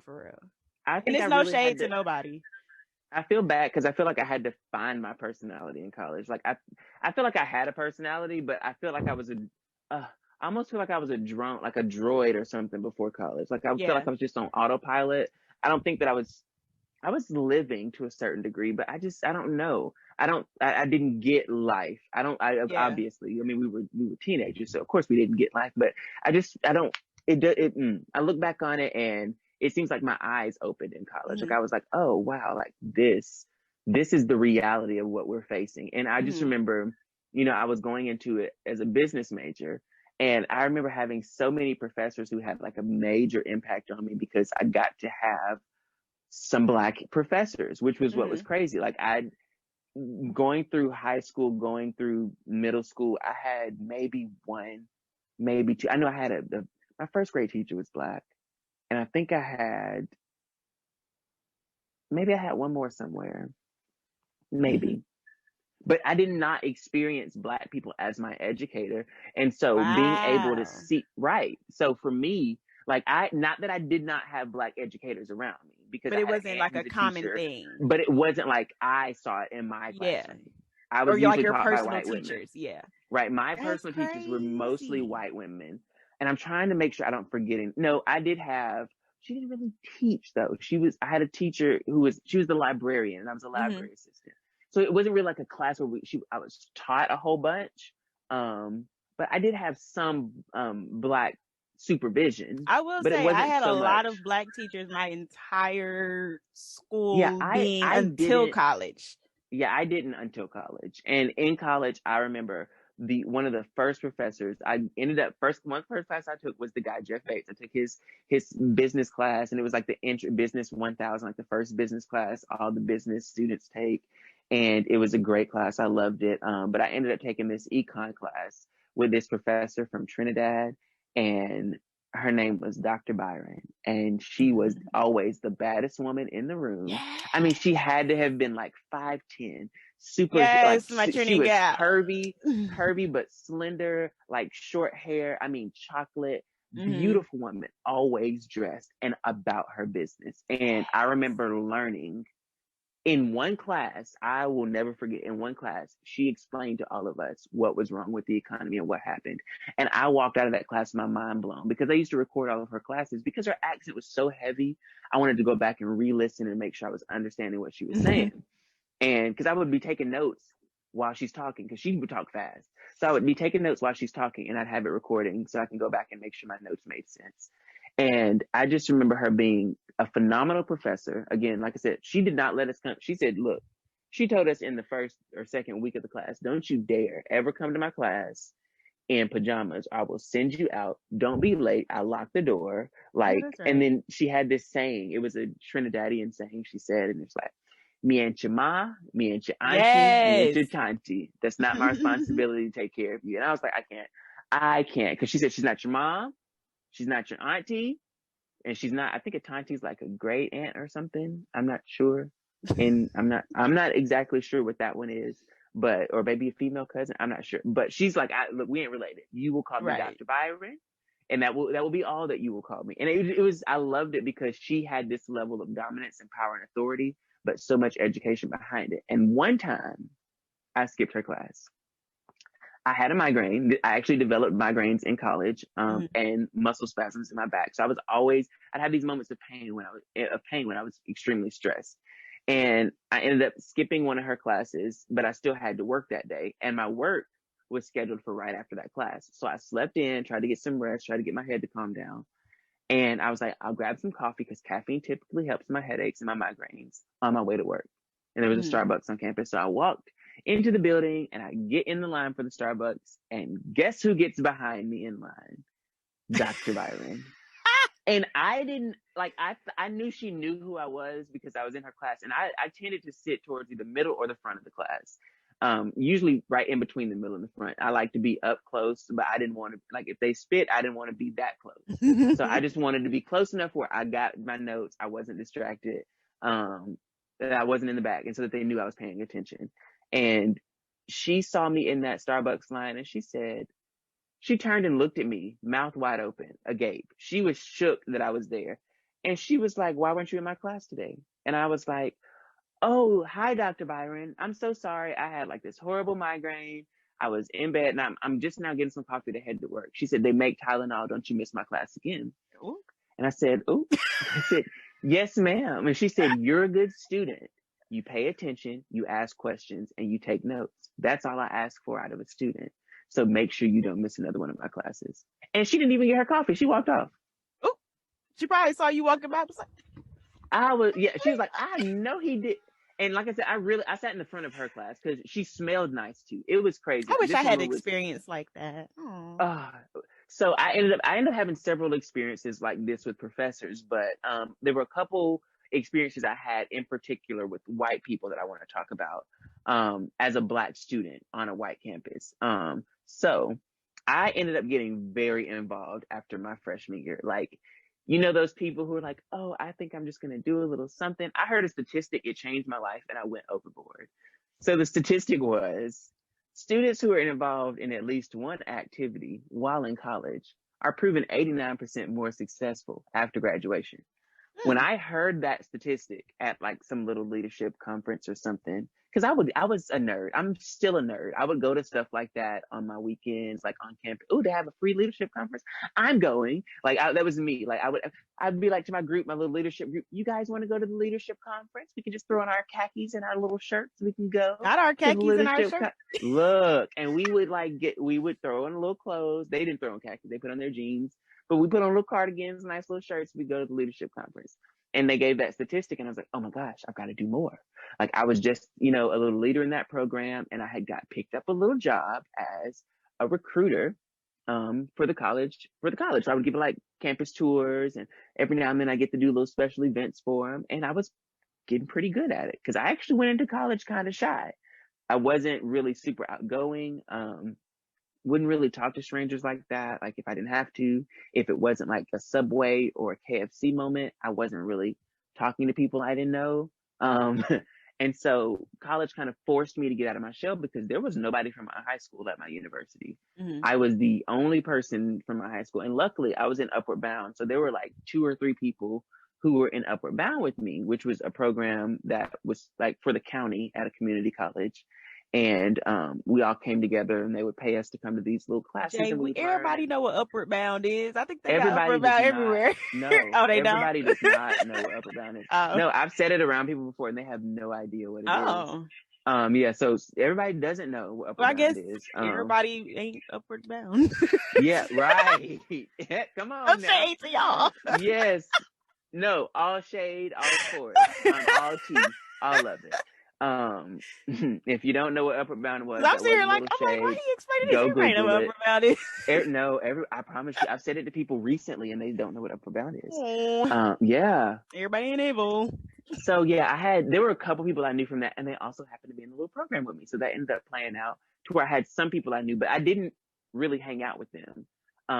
And so long story short, because I got really involved. We founded a chapter of Alpha Phi Alpha fraternity on our campus. I was on y'all founded that chapter. Yes, there was a chapter there before, and they were taken off. And so when we started this chapter, it was an all new chapter. There were some guys there who were like laying the groundwork for 7 new members to come through and start at the initial line. And that was a rather interesting experience that I'll talk more about at a later date. But for me, being I was never going to be a frat guy. That was not anything I was ever interested in. But that was a pivotal moment. And I was a sophomore. Yes, I was a sophomore when I pledged Alpha. And so that was a pivotal moment in my life, because that was a moment when, you know, I learned a lot about manhood and manliness and the things that the organization taught. But I also learned about what it meant to like lead and to manage and to function as like this, what it meant to really keep yourself up. So I really started finding my sense of style. I started like getting into the into of life. I was like, here it is. I'm here in full force. I got like my first tattoo. Like I just started like really getting to know myself better. And I started writing music. But I started also as a leader on campus. I was over numerous organizations, and I at one point was elected into the SGA to be a treasurer. And so I had to parlay a lot with the white people, and not just the white students, but white administrators, because although there were a lot of Black students on campus, there was still maybe 70% white administration. So faculty, staff, support staff, majority of them were still white, unless they were, and it's sad because I see this as the experience at most universities, unless they were cleaning the building or cooking the food, in which case that's where I saw the majority of people of color, that were not. See, I was in the science program, so it's a lot of POC folks that's, you know, African in and the Indian business folks school. that are the professors there. For I like saw the chemistry class a good bit of strong Black women in the I'll business say school. labs at least. My labs were. I definitely saw like a lot of strong Black women in the business school, but I don't even think I remember. There wasn't a Black man teaching until maybe the year I graduated, and he was teaching the intro marketing class, not in my business school in particular, but in other parts of the university definitely. But it just was still a lot of white administration, a lot of white faces in meetings, and I got to the point where I was so active on campus. There was a point where the university got ready for strategic planning, and they had. For those who don't know, when a university does strategic planning, they come up with like 20, or they might come up with like 15 points of things that they want to do for the next 5 to 10 years. And for those 15 points, each point, or 10 to 15 points, each point, they'll create a task force of people on campus who will come together, and they'll meet a couple times to come up with a strategy on how the university can achieve that goal. But there'll be people from different places on campus, different departments, different, you know, they'll always sprinkle a student or two in. And I got selected for 3 or 4 of the 15 committees. I was the only student that was selected for that many committees, because of how active I was on campus. I was in like admissions, so I got to do some admissions and enrollment stuff. And then I was in like some other organizations that got me into all the student life bullet points. I was in all the meetings. And then that means I'm going to have to cover the other side of things for you. I'll let you finish. So I was, you know, in those meetings, I got to see how little the actual student experience was taken into account, because they didn't normally have us in there talking about what our experience was like. And there would always be like one Black student, me, and then one white student. And so, you know, this white student would be like, oh, I love that we do such and such and such and such. It's such a great blah, blah, blah. And I'd be like, well, actually, from my experience, and I would just like be like, you know, nothing against what Betty Sue just said, but, you know, I live on campus, and from my experience, XYZ. And there came several times when, as Black students, we tried to create something that was just ours, outside of like, you know, organizations that were managed by the university. And one of those cases was an entertainment group that we started. And the interesting thing about that is you can actually still look this up. We had this group that was going, it was a lot of us involved, and we did a Nay Nay video. It was around the time when the Nay Nay was real big. And so we did a Nay Nay video, and it ended up being a pretty cool video. Like, we put it on YouTube, and it didn't go quite viral, but to this day, it's got several views. Like, I want to say maybe 200,000 views. I could be lying. But if you look up Auburn Montgomery Nay Nay on YouTube, it's still there. And so we had done this video, and I think there's only one part where you can see me, because I was really helping produce the video. I was behind the scenes. I was not nay-nay, so don't get it twisted. You'll see some of my frat brothers, but I was not at any point nay-nay in this video. Not my ministry. So we that's why I'm like, I gotta cover the other side of things. You know, that's my ministry. we get the video out, And when the video comes out, I remember at one point, the university was so upset about it. The administration was so upset that they silenced the CEO of the organization. He was involved in some other activities on campus where he like had a scholarship, and they told him, if you don't disconnect if we hear anything else like with your name in the next, if we hear anything else with your name, period, you're going to lose your scholarship and you're not going to be involved in this particular activity. And so he comes to me because he and I were very cool, very close. And he says, hey, like, this is what they're telling me. This is what the situation is. The only person who could step in my shoes and that they're not going to mess with the way that they're messing with me is going to be you. So I need for you to become the face of this and help us do. But he's like, I'll still, do what I got to do to keep us, I'll make all the decisions. But I need for you to be the face. So that they don't. Ambassador. I need for them not to touch us anyway. Because like when I tell you they were coming, and it was literally because this was a Black, and they say that their frustration at that time was that there was cussing in the video. But what was interesting is it was actually bringing students in. Like it was actually acting as a recruiting tool. Kids were seeing this and like, ooh, like in the comments, I want to go to that school. Like, ooh, where's this? Like, ooh, like people came because of the video, and they didn't like that. They didn't want to give us any credit for that. So that was a very interesting moment where, if this had been a white organization and they had done the boot, scoot, and boogie, and it just happened to say, damn, if they had did the I doubt, or the let's be real. Let's keep it all the way real. They could have done the WAP at this point, and it wouldn't have been as big a deal as it was for this organization of Black. It wouldn't have been a big deal at all. Let's not even say that. It wouldn't have been a big deal at all. It wouldn't even be spoken of. Probably would have complimented them, congratulated them. Good Talk job. about how many views they got. Students in here. Right. So tell me about your side of things. So for me, like, because I'm a very emotion driven person. If y'all haven't figured that out by now, you know now. And so me already being somewhere I didn't want to be, I didn't have the same enthusiasm to be super involved. Like I was I know my freshman year, like I was on I did intramural baseball randomly. Like I played intramural basketball my sophomore year randomly. Like I was doing like little random stuff. Or like I was, I was in the day one leadership program, obviously, that I did my freshman year, but I only did that to get into the dorm. Like I didn't even really care. But it's like I didn't want to be there, so I didn't care enough to get involved in a bunch of stuff. Like I was in stuff that I felt like I'm interested in this particular thing, so I'll do this. Oh, this is something I like, I'll do this. Right. You know what I'm saying? Like I went to Zumba. I used to always be up there at the Zumba class. Zumba. You know what I'm saying? Little stuff like that. I was at the parties. You know what I'm saying? You can catch me at a party.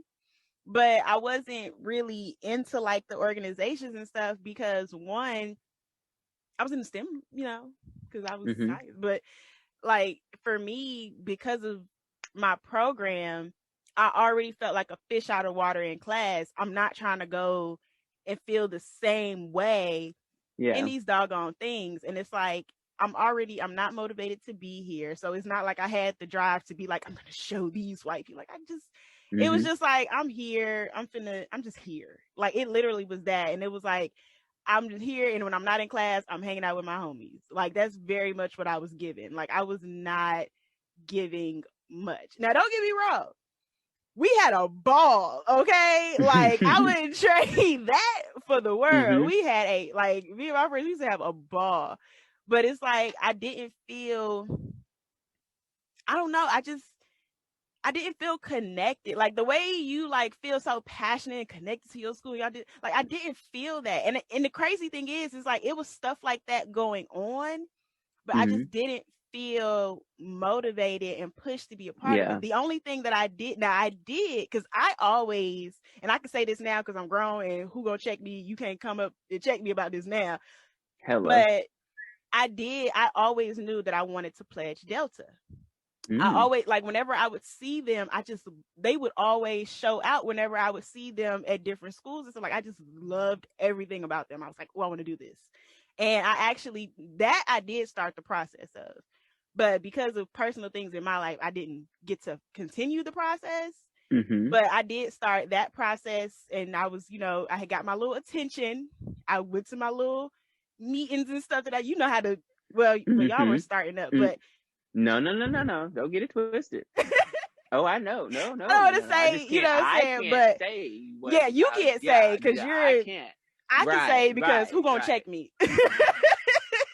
I ain't gonna say like too much, but I went to those particular meetings that you were supposed to go to, so they know, like, Mm-hmm. okay, got my eyes on you. So I got in with the people that I needed to. So it's like, okay, girl, see Mm-hmm. you. But I didn't get to continue it. That was literally the only thing that I knew for a fact I wanted to do going into college. Like, the only organization I knew I wanted to be a part of was DST. Okay, she knew that she wanted to be a part of that, and it's the one thing that I didn't do. You I know what's started, but crazy? I didn't finish. And I hate I that. And then too, because of like financial reasons, I wouldn't have been able to finish anyway. Yeah, So it is expensive. It's so yeah. expensive to And I yeah. was already there on scholarship. So that should let you know Mm-hmm. what my coinage situation was looking like. It I feel wasn't you, because no it child, I wasn't was no too. call home for the fees. It was none of Right. that. It was none of that. And then my mom had MS, so she couldn't work, so it was none of that. It was none of Mm-hmm. that. You know, Mm-mm. I feel like I can honestly say I was blessed to be in a situation where I was able to, you know, pledge the fraternity. And when it's so interesting, because like I said, I was not a frat guy. I was not anybody who was even interested. I was completely ignorant of fraternities. It wasn't something Yeah. I thought, it was not on my radar. Like, it's That was the because it's only just not thing I something was that's interested in big. It's not prior something to that's big in college. Sylacauga. So it's not Oh something that yeah. we see on like a daily or anything. And now, I see more tags and things, and I recognize it now because I've been an alpha now almost two Yeah. years. So that's why. But it was interesting. The reason I chose alpha in particular was I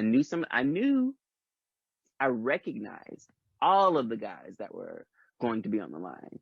Um, Two of them, almost all of them. There was one I didn't know who he was, but two of them lived on the same floor as me as freshmen when we were freshmen. And then, so they were sophomores, same time as I. So I knew them because we were all in the same little program. So I was like, okay, I know you. One was my roommate, my original roommate freshman year. So I'm like, okay, I know you. And then the other was our RA that freshman year. So I was like, okay, I know him.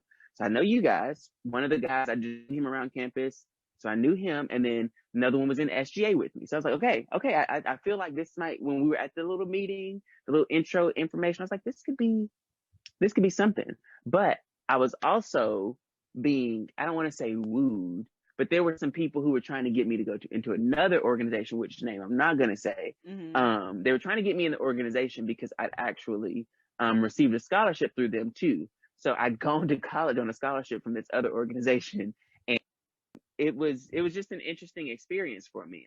And that was one thing that I think ended up making the rest of my experience as eventful Mm-hmm. as it was, and also as amazing as it was because everything that I went into, I already had like this built-in support system and this built-in crew that I was already Mm-hmm. connected to that could help me make different things happen. So Mm-hmm. at one point I ended up doing this big run for SGA president, and I ran on like this huge campaign, and I had a running mate who was Shakita, and we had like this website, and it was big. I mean, it was big. We had these Yeah. huge signs. And we had really invested a lot into it, and we lost. And we lost to a white girl who ended up quitting, which was so funny. But we lost.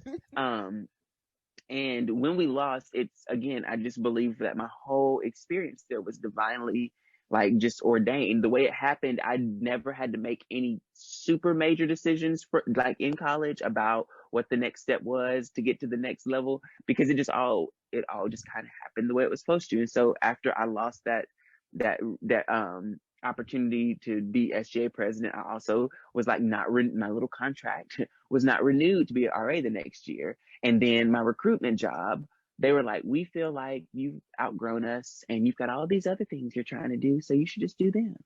And so they let me go. And so I'm like, well, dang, I went from having 4 jobs to having 0. Or went from having like 2 or 3 jobs and a possible new one to having nothing. And it was so funny because then an organization that had been down for a couple of years was kind of reopened, and they were like, hey, you want to take this thing over and start and try it again?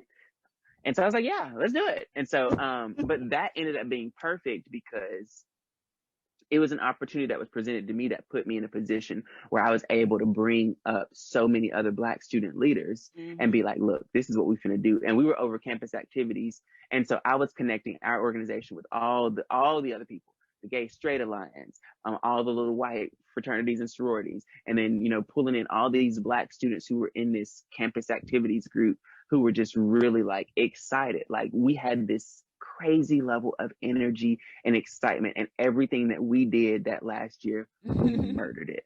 Like everything, we had this fashion show with like some custom fashion, murdered. We had like this little like haunted house, murdered it. Like we did a 90s party. It was one of the biggest parties attended on campus.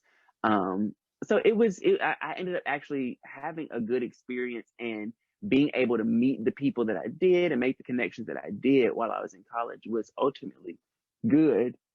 But the thing about, you know, being a Black person on a white campus is there is still, like you were saying earlier, there was still some level of awkwardness that I never really got over. And for me, what I got that gave me that level of closure, I guess you could call it, with being Black in this white pond was when I graduated. I had built a pretty cool connection with my dean.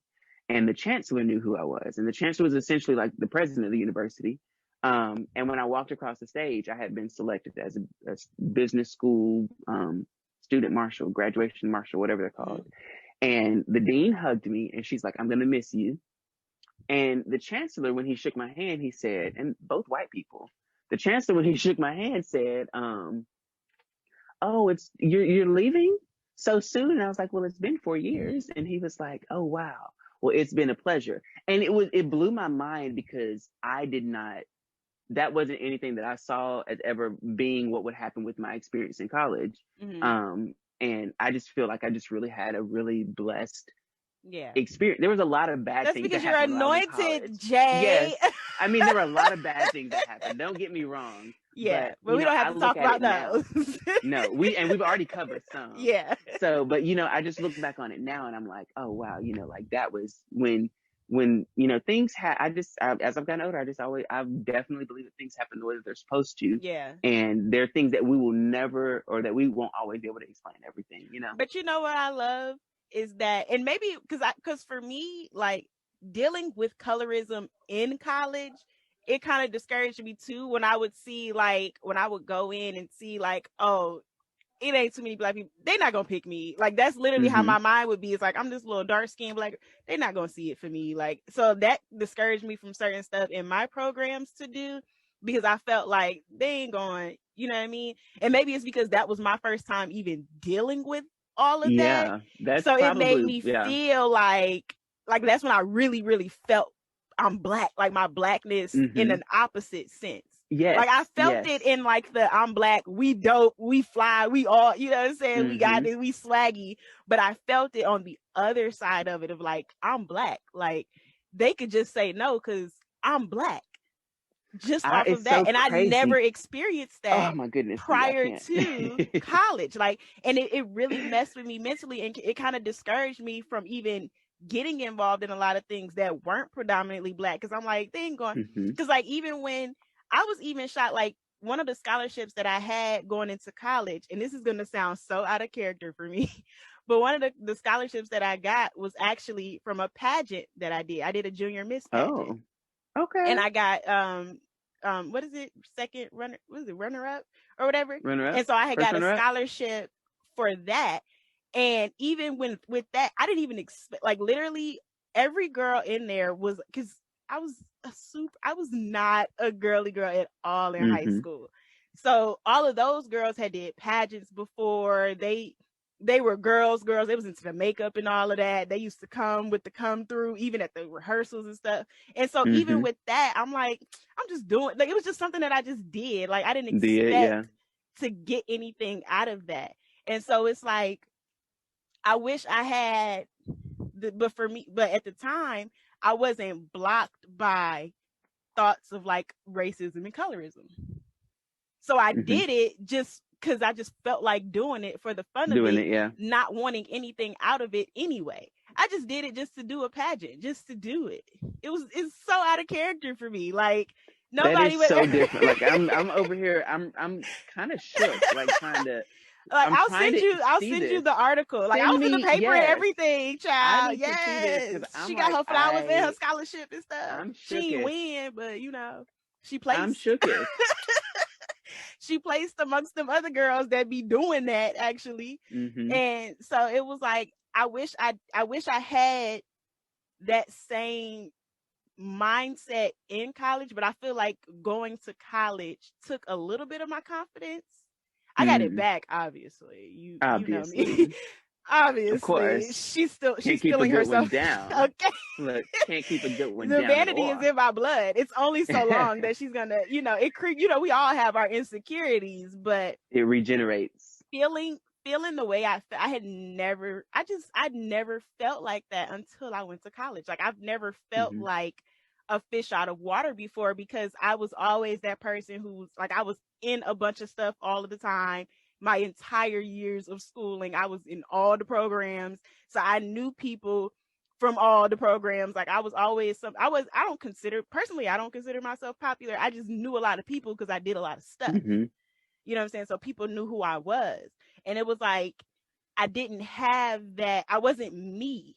I lost a little bit of me when I went to college because I had never experienced that type of racism and colorism before. Like it was so weird. And it's so crazy how somebody, people could say something, and something that you've never thought about a day in your life, it changes you completely. And it's all you think about. Like it's all I thought. Like I was aware, like even in my friend group, most of those girls were light skinned, and I didn't think anything of it until somebody made a comment. There was this guy, right, that I was cool with, and it wasn't about me, but he was saying how he had told this girl that she was pretty for a dark skinned girl, and he didn't understand why she got upset. And I'm like, because you called her ugly. That's why she got upset. Like exactly. And that's when he went into, and mind you, he was darker than me. Okay. So I'm like, you got a lot of nerve. The audacity. The audacity of you. He was also the type, he did not date dark skinned women. And it was like having that conversation with him and realizing like, oh my God, people really think this way. It really threw me for a loop, and I became so aware of my skin color. Like I became so aware of it. And it was like, I wish that never happened, but I feel like it had to happen for me to be who I am today and to be able to talk about the stuff that we talk about. That's what I'm telling you.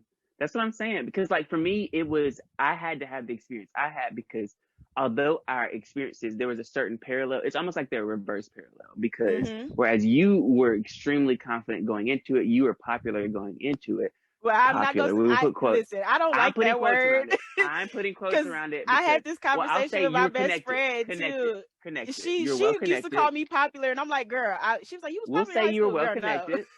Yeah, people knew who I was. You know? People knew who you were. You were well connected. That's what it was. And for me, that's what happened to me in college. I went from being like, it's not that I did not have friends and I didn't have, some type of community in high school, but it was the band geek community. It was the theater club community. It wasn't me really connecting to being Black. Like it was never that. Like I never really, the only times I would get that was when we did the Black History program in high school every year, because we'd have to rehearse and it'd be all Black students just about. Like that would be the only time I got my Black community moment in high school. But going to college and being surrounded, like being in dorms with mostly Black people, being in organizations where, we were seeing the people who lived on campus were more active on campus, because you're basically living right up the street from where the activity is. So it was so much easier for them to come to activities, to be in organizations, than for the people who commuted 30 minutes. And so I was always in organizations and surrounded by more other Black people. And I will never forget, Aisha always talks about this moment where she became more aware of colorism, was the fact that, was being friends with me and another girl that we knew in college. We both chocolate as can be. Chocolate about my color, right? No, Shakita's like maybe a shade lighter than me. Oh, okay. Maybe a shade. I'm we're like a almost shade the same. lighter. Don't let this lamp fool you. Don't do that. I know, but you're you like, see but me in I mean, no, person. like Shakita's not that much. Shakita's not that much lighter than me. Shakita's chocolate. Like people actually think we're related when they see me and Shakita. I am not that much lighter than you. You're not that much lighter than me. Me and Shakita but is you like are the same color. Maybe the same color. Me and Shakita are the same color. Like, don't let these lights fool you. But also, don't let the makeup fool you. Don't let the makeup fool you. I'm talking about like, you know, makeup. Like when, not you, that's what I'm saying. In her photo, she has makeup on, and foundation when photographed appears lighter than it actually is. That's what I'm saying. Shakita, like in person, you can tell with her makeup that she's like, Shakita's not that much further from my complexion, but Aisha, as you can tell, listen, you're y'all, not either. Don't let Jay lie to y'all. Y'all can see y'all see the logo. Y'all know we're not that far apart. Like, but Aisha is a little bit lighter. Aisha's probably like one shade lighter than you. And she said she became more aware of colorism because we would go places and be around, you know, friends, associates. And like I said, I had a certain, I'm not going to use the word popular either, but I had built a community of people around me. And because I had been in so many activities, there were a lot of people who knew me that there were people I didn't know who knew me by name. Like I'd have to learn their name. They'd be like, "Hey Jay," and I'd be like, "Hey child, it's so good to see you." Like, right, that'd be me. Like, give me a hug. You know, like give me a hug. Like that's what we did. And I remember, side story, there was one girl who I'll never forget her telling me this.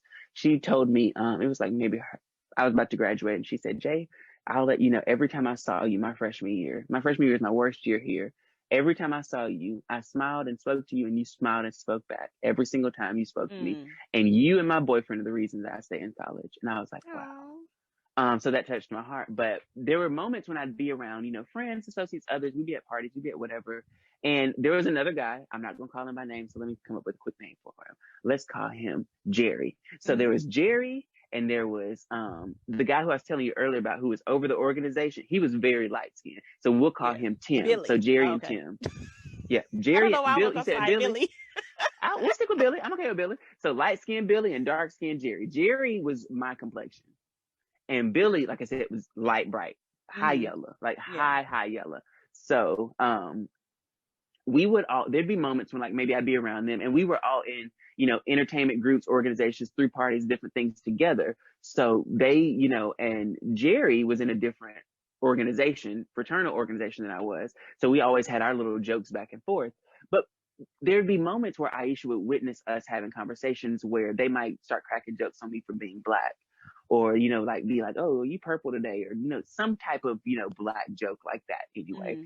And for me, whereas when I was in high school, this experience would have caused me to like shrink and like really turn into myself and be quiet and feel embarrassed. I came back with the comeback. Like it became a thing where I would expect them to say something. So before they could even get me, I'd be ready. I'd already have my like comeback ready. It'd be in the gun would be loaded. I would have already cocked it. Like we were ready. You guys, boom, like it's ready. Like I'd be ready. And you learned the art of reading. I learned, but for sure, like I definitely developed my skill, because I would consider myself like maybe not an expert, but like a master at reading and shade now. Like I feel like I'm pretty top tier when it comes to the shade and the reading. You already know where I'm at with it. I know where you are. You're expert level. I got a little way to go. I'm catching up. But it took those moments. And, you know, looking back on it, when she would tell me that, because she didn't say it in the moment, but it was years later, she'd be like, you know, that was like really my introduction to colorism. She goes, because my dad's dark skinned, you know, my mom and I are the same complexion. She's like, I never thought about it. It was not anything that ever came across my mind, because, well, I never faced any colorism for real. Like it wasn't anything that I experienced as much, or not in that way. And so it was, you know, for me, it was eye-opening looking back on it, because I was like, you know, that's funny. Like what used to be such a weight for me did not become as much a problem for me in college as it had been the majority of my life. And it was almost like the role was reversed in your experience. And that's just so interesting to me. Because look at us now. Right. The glow up is real. Okay. I think it was maybe like, I feel like you were uplifted and I was humbled. Like maybe that's what it was. Because I ain't going front. Like I'm one of those people, like I have my insecurities. I had my things about myself that I didn't like, but my skin tone was never one of them. Right. It never was a thing ever. Like I never even, because like even I never had like skin issues or none, like most Mm-hmm. eczema was the most that I had to deal with. And it's like I never even thought about my skin. It was never a thought to me ever. Right. And to become Mm. so hyper aware of it, and even now, like I'm still very much aware of it now. It's just I just don't care because So I know I'm that girl. it's kind of perfect that we've talked colorism because we're gonna start to wrap up our conversation because this has been good. Yeah, But unexpectedly. We a was like, little we just gonna go with the flow. And look at us, it look flowed right look at on. this, right? So I don't know if you've had an opportunity to see what's going on with Danny Lay yet, but we're not going to dive into it because I honestly think we should do like a continuation of this conversation. I think we should really even tie like some of these colorism standards into the beauty standards and featureism Mhm. and things that we've faced kind of our whole lives and kind of expectations that have been put on us. So maybe that's what we'll do next time that we get together. But as always, it is my favorite segment at the end of the show, of course, and that is our For the Culture Black Business Yes. shout out. So, DiDi, who do you I'm have for us prepared. I'm this week? prepared this week, y'all. Don't do me. Don't Yes. do me. Okay. The person that I was supposed to do, I'm prepared. I found it. So the Black owned business that I want to shout out is kind of relatively new. Actually, it just opened up if you're in the Philadelphia area. It's called Inhale Exhale CBD and Smoke Shop. And I actually found them through another podcast that I listen to, the Scorpion Show. And what I super duper love about it, when I was going on the Instagram page, it's actually a Black girl, and I believe her boyfriend is also in with it with her. They do it together. But she just opened it up, and when I tell you the stuff that they have in there, if you go on their Instagram, Inhale Exhale Philly _, that's Inhale Exhale Philly _ the products that they have are so dope. They have some amazing A1 products there. It's not just CBD, but it's also a smoke shop, so you can get all your paraphernalia, we'll call it that, while you're in there. The opening that she had, that grand opening she had, was lit to see. And he was saying like she literally sold out that day. And to see a young Black woman do what she did, I'm like, I have to highlight her. I have to show her some love, and I have to give her her flowers and shout her out. So anybody that's in the Philadelphia area, go to Inhale Exhale Philly _. You'll see on Instagram, you'll see the address there. Check it out. Inhale Exhale CBD and Smoke Shop. It's new, just opened up. Super dope. No Love pun it. intended. Yes. Pun fully intended. Right. Love it. Heavily. Right. Well, on my end, I've actually been making a couple little lifestyle choices and changes, and I'm trying to get back. I'm trying to get in a great shape. Like I'm back to exercising. So there's a fitness expert who I've actually been following on IG for a minute, and he's from Alabama. If I'm not mistaken, he actually went to school not too far up the road. I went to AUM and he went to Troy, and Troy is like the next big city to Montgomery. And it's like 45 minutes away. It's not big. Never mind. I know you probably never heard of Troy, but neither here nor there. His name is Nico Freeman, and you can find him on IG at Hulk Smash. And it is at Hulk Smash, but instead of an A in Smash, it's going to be a 4. So at Hulk Smash, he's a fitness expert. He's got his master's of science in, I want to say kinesiology or maybe, physical therapy or something, but he is a killer trainer. He is, and so is his wife. They're both, a beautiful couple, but killer trainers. And they have this brand called Athlete Pro. So that's ATHELITE Pro. And it is an athletic wear and gear site. So you can find them on IG. And again, that's Nico. And on his page, he's got all of like his exercises. He does this like challenge where like in 5 weeks, he helps you transform your body through diet change. He gives you like Yes, he gives you a diet. He gives you all these suggestions, and then he does a workout plan with you. And it's remarkable the results that you see in these people. And I mean, it's a lot of like people, whether you're trying to tone, whether you're trying to build muscle, whether you're trying to lose weight, he helps you come up with a plan specifically for you and for your needs. So again, that's Nico Freeman at Hulk Smash. That's an A. It's a 4 instead of an A. And Athlete Pro is their brand. He and his wife's brand. And that's ATHELITE Pro on Instagram. So yes, that was my For the Culture shout out this week. And I'm really living for it because I've been learning some stuff from his workouts. I'm like, dang, that I didn't know that was even a workout. Like I didn't know that that's what we could do something like that with weight. That's interesting. So that's been my inspiration lately. But as always, this has been so much fun. And like we tell you every week, we love you guys. We thank you so much for tuning in, and we look forward to seeing you every week. And if there's one thing, one wish that we could have for you, it's that you continue to get to know yourself better. So without further ado, much love, much peace, and we'll see you on the next episode of the 50 Love Chronicles.